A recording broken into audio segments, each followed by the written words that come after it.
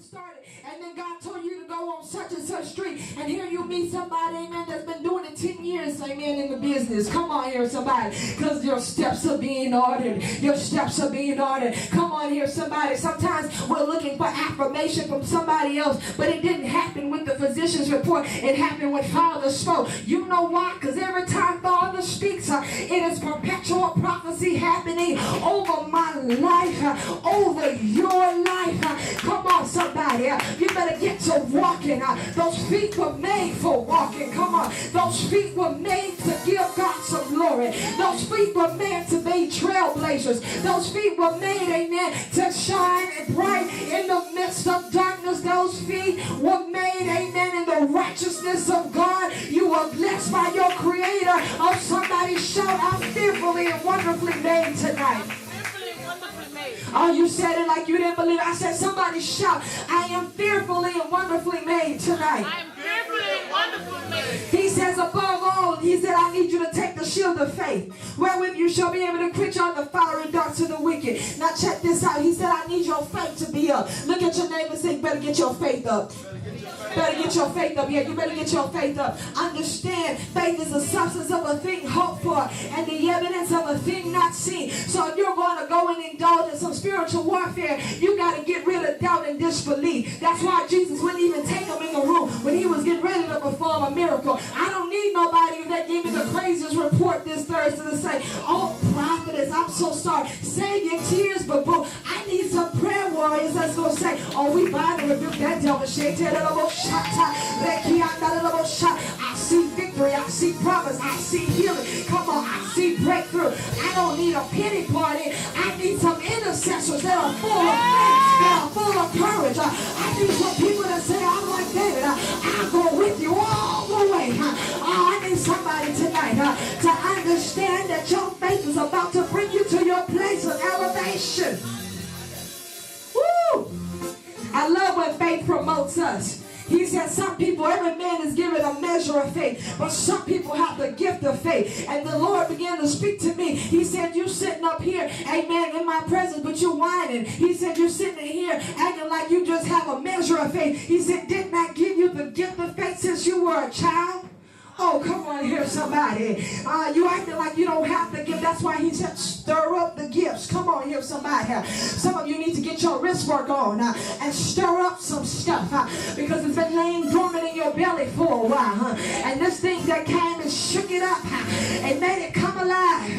Lord, I didn't even realize I had that much faith on the inside of me because now you're telling me to negate what I see. You're telling me to negate what I hear. You're telling me to negate what I feel on the inside of my chest. Oh God, you're telling me that if despite all what I feel, you're just telling me despite all what I'm hearing, that you're going to make me come up on top. You're telling me, oh God, that I got to lay aside this weight. And tonight I'm going to call it a false weight. I'm going to call it a false burden because the devil said that lie.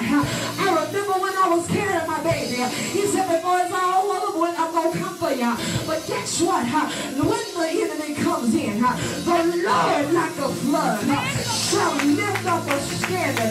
But the Bible declares in Revelation the 12th chapter, and the earth help the woman. I say, God, we let the earth help the woman.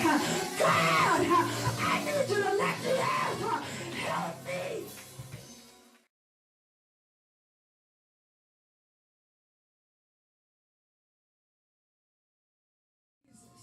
That's what my faith told me. My faith told me I can ask Daddy to ask the earth to help me. To hide me in a time. Oh, shit. Oh, come on here, somebody. I'll say it again. Faith is the substance of a thing hoped for and the evidence of a thing not seen. God, it didn't even explain it. Why am I able to preach like I'm doing that? That's already defiant odds. If I'm short of breath and I can't walk to the kitchen, then Lord, you're showing me something. What happens when I come to church? What happens when I stand behind this pulpit? What happens, oh God, when I take this mic? I don't feel tired. I feel good in you. And so God is trying to show me you already doing what they say you can't do. Oh, come on here, somebody. Let them talk because God is about to shame haters. He's about to shame the naysayers. He's about to can't tell you what you can't do when you're already doing it with your bad self, with your anointed self. Somebody will throw their head back and say, God got this. God got this. God got this. You best believe he got this, boo-boo. Come on, somebody. Somebody say hallelujah. Hallelujah. So check this out. Check this out. He says, amen, and take the helmet of salvation, the sword of the Spirit, which is the word of God. I got to take the word. Amen. The word is like a sword. Now I got to take the helmet of salvation and the sword of the Spirit. Let's start with the helmet of salvation. All right, I got to, first of all, you better know, amen, that when we talk about salvation, we're not talking about just being saved and being born again. But when you talk about the helmet of salvation, that's that word, amen, in the Greek, it means, amen, the saving power of the Lord. So, amen, he covers my head. The helmet, the saving power of the Lord has to be on my head. That means, amen, the saving power of the Lord has to cover my mind. It has to cover my thoughts.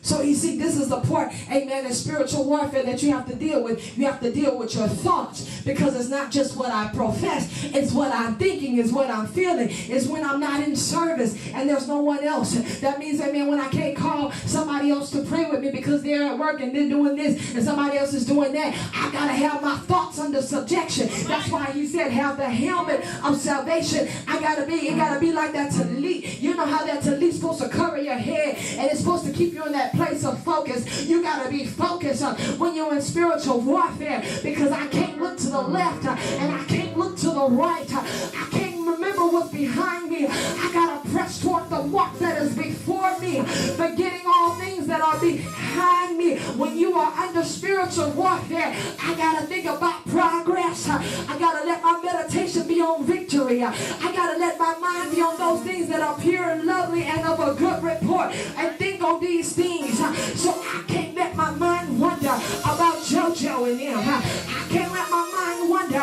about what Susie and them saying about me. I can't let my mind wonder about my mom and them, or somebody that might have said I wasn't coming out. Y'all ain't saying nothing. I can't let that worry me. I can't look at my baby and be sad and say, I wonder if he gonna remember. Come on, I gotta cast it down and say, no, I'm looking, Father. I see you, Daddy. See, I don't know what you've been having to cast down, but everybody got something they need to cast down. Maybe the devil told you it's gonna always be like that in your family. He's a liar. I cast that thought down. I bring it under subjection because I know who said it. Y'all with me tonight? Look, I'm about to take my seat. And then he says, take the sword of the Spirit, which is the word of God. He said, this is what you're going to fight with. The sword is something that you cut.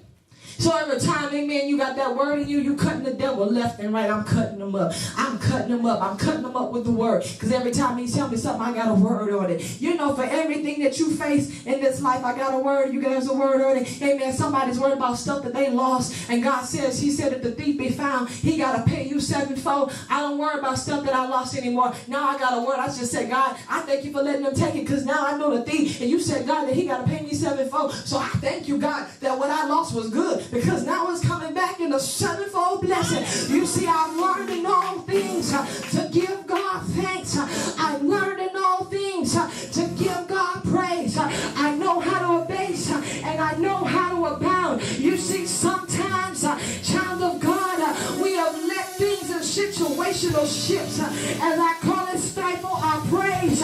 But God says tonight to release your praise, to release your worship, because the word is working for you. I said the word is working for you. It's working for you when you're sleeping. It's working for you when you're praying. It's working for you when you don't even know what's going on. You see, the word was working before I had that phone call. That's why God could tell me at 3:30 in the morning, brace yourself, it's about to happen, because the Holy Spirit is better than the CIA. He said, I see you, devil. You about to mess up, try to mess her mind up. Let me go on and tell her about this little phone call here. So when she gets this little phone call here, she'll know how to deal with it.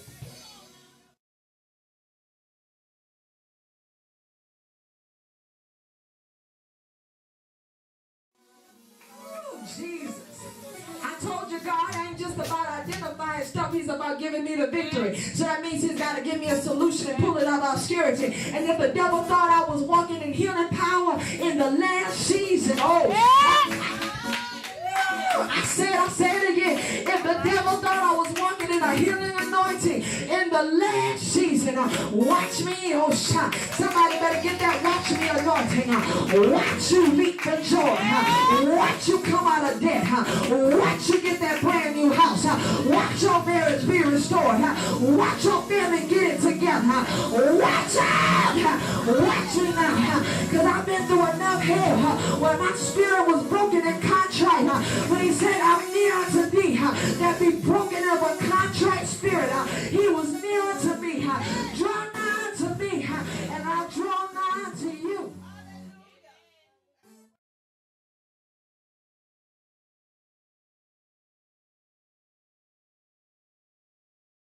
I'm drawing you. I'm drawing you. I'm drawing you, boo. So now what we got to worry about? He said, praying always with prayer and supplication in the spirit, watching with all perseverance and supplication for the saints. But I'm going to stop at verse 19. He says, and as for me, that utterance may be given to me, that I might open my mouth boldly to make known the mystery of the gospel. He says, because I was going to make him verse 20, for which I'm an ambassador in bonds, therein I may speak boldly as I ought to speak. He says, Father, when I'm engaged in this spiritual warfare, he said, when it's all over, he said, I'm asking the saints to pray for me. He said that I can be a bold ambassador for you. He said that I can make known the mystery of the gospel. So like the Apostle Paul, I stand before you tonight and say, church, pray for me that after this is all over with, that I may make known the mystery of the gospel. Because he said we're like an ambassador in bonds. That seems like a contradiction because you said he that the Son sets free is free indeed. But yet you tell me I'm an ambassador to bonds. He said I make you free, but it's something about the word. My God, it makes you a slave to it. You don't want to be free from the word. Because when you see that it's working so well in your life, you go, wherever you go, word, I will go. Whatever you say, Father, I will do it. Whatever you tell me to shut my mouth up, I will shut my mouth up. Because I understand that all things work together for the good of them that love the Lord and are called according to his purpose.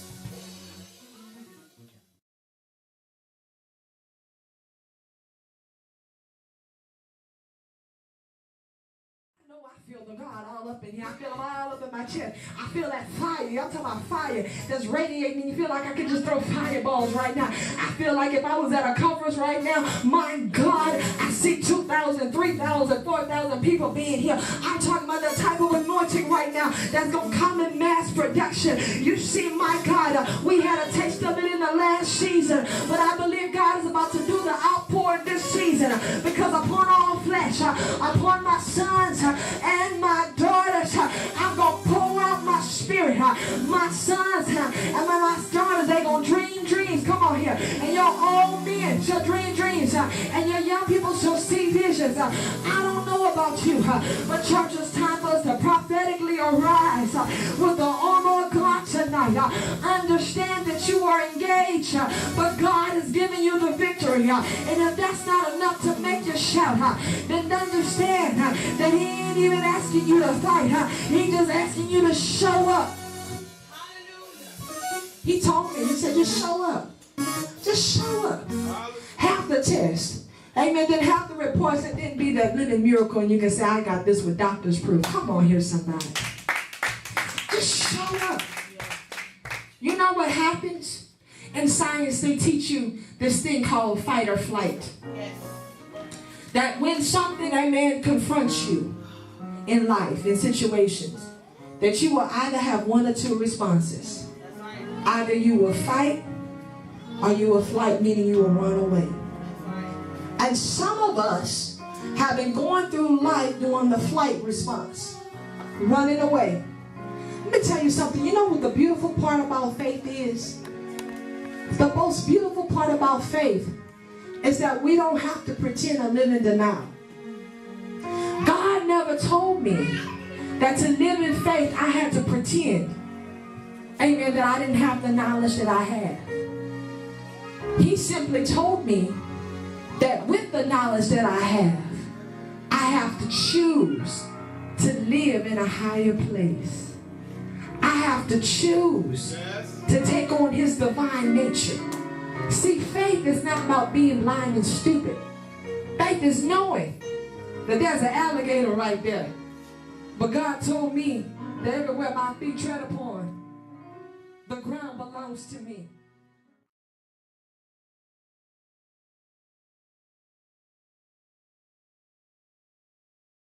Remember years ago I had a vision.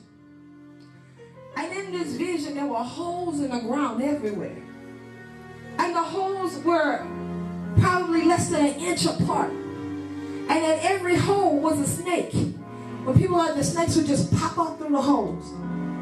And I saw that God had told me to get to the other side. And I saw this great blessing. But I didn't see any other way to get there but the land with all the snakes. That sounded crazy. How you tell me to go there? You see these snake holes, Jesus. I mean, he is Jesus. He could have just brought me to the other side in the vision.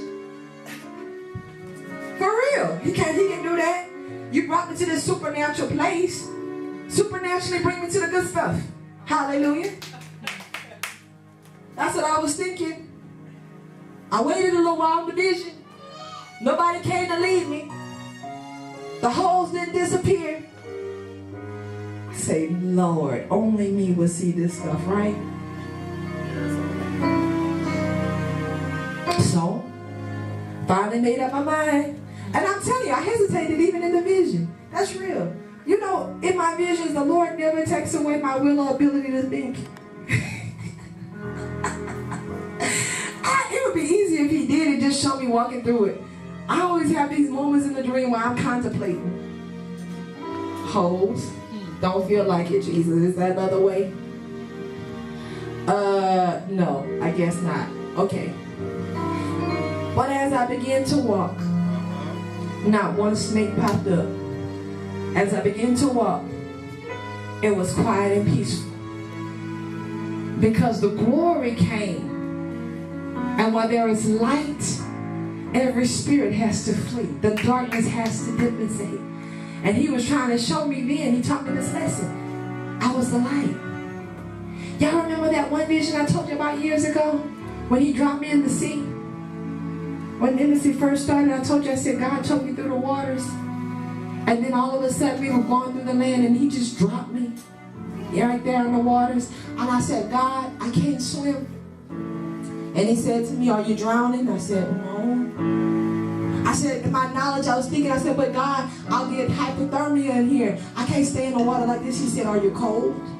I said, no. I said, Lord, they got sharks in these waters. You got me in the middle of the sea. He said, I've commanded everything to stay away from you. He said, and I remember in that vision, he said, I can command the dolphins to come and keep you company. I said, no, I don't want the dolphins. I was a scary somebody. I didn't want to see the dolphins. But he taught me that I'll keep you afloat. I'll keep you warm. I ain't know how to swim, but I'm listening to see why you're laughing at my vision. It was a growing pain. Hallelujah. How many of you know God is teaching you? Hallelujah. Thank God for life lessons. Come on, let's stand to our feet.